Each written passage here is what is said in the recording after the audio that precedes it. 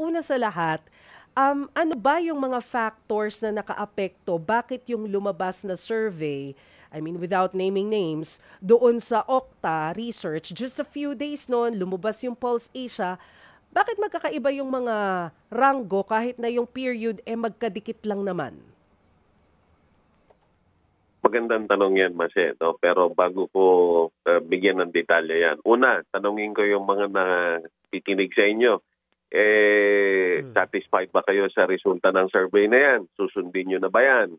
No? Kasi kung yan ang susundin ninyo, Diyos ko, satisfied na ba kayo kung bibigyan kayo ng jacket? O kaya, satisfied na ba kayo doon sa mga,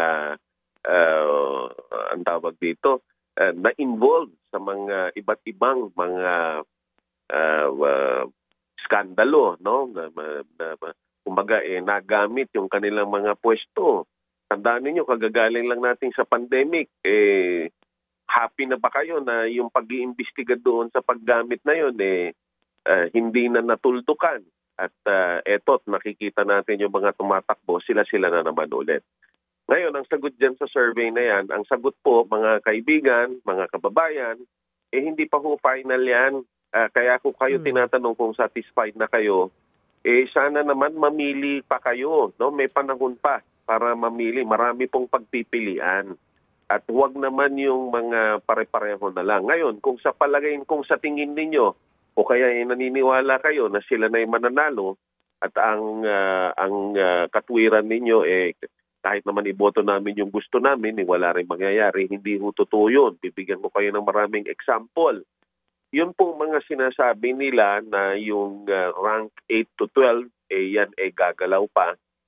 Sa mga nakaraan pong halalan, no? Napakarami na nakaraang halalan na nakita natin at natunghayan natin, talagang gumagalaw po yung 8 to 12. Ano?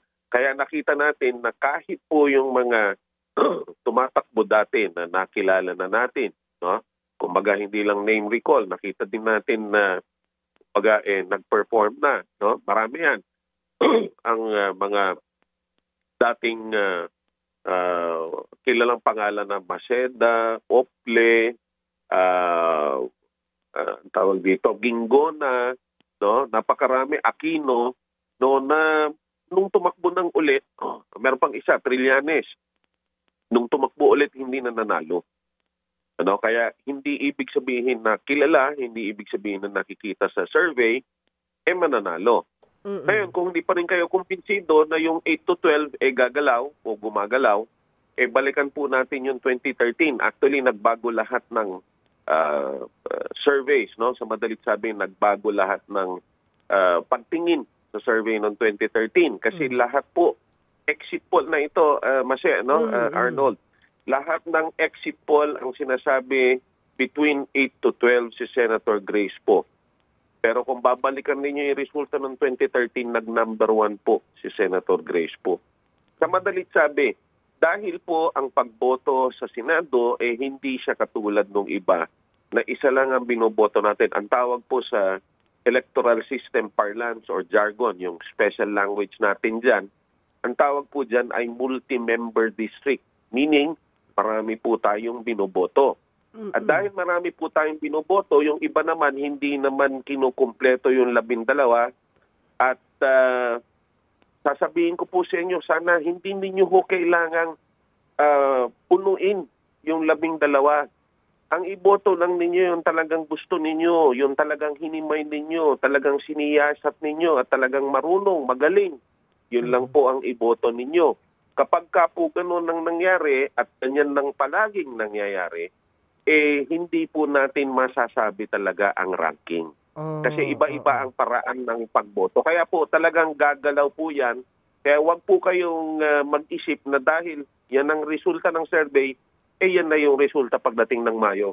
Pwede pa siyang mabago. Marami pa hong mababago dyan. At least, sir, ang sinasabi niyo po ba ay yung from rank 8 pababa? Or ibig ba sabihin nito 1 to 7 na lumalabas doon sa survey ay wala pa ring assurance?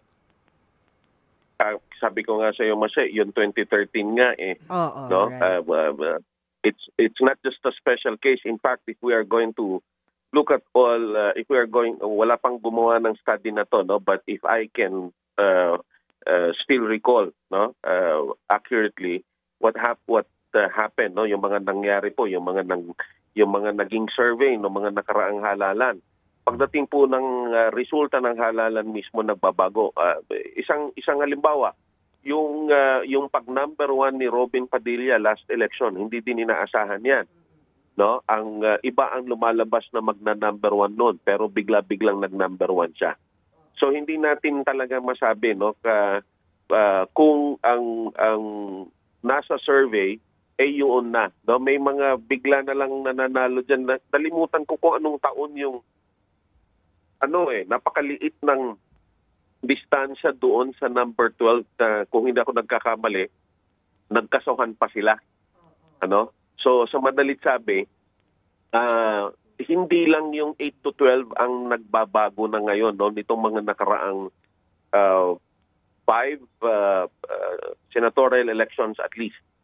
No, talagang nagbabago at uulitin natin, no, hindi ho ninyo kailangan kasing kumpletuhin yung 12. At dahil natutunan na ng mga botante na hindi naman kailangan punuin yung 12 na sana wag kayong madala sa bulong ng kaibigan mo, ng nanay-tatay mo, kung sino talaga yung tama na sa tingin mo dapat na iboto, yun lang ang iboto mo. So kapag hindi ho pinupuno kasi yung 12, nagbabago yung ranking, no? Kasi ibig sabihin, yung boto na napupunta sa isang kandidato lang, yun lang ang napupunta doon, hindi nadadagdagan ng iba.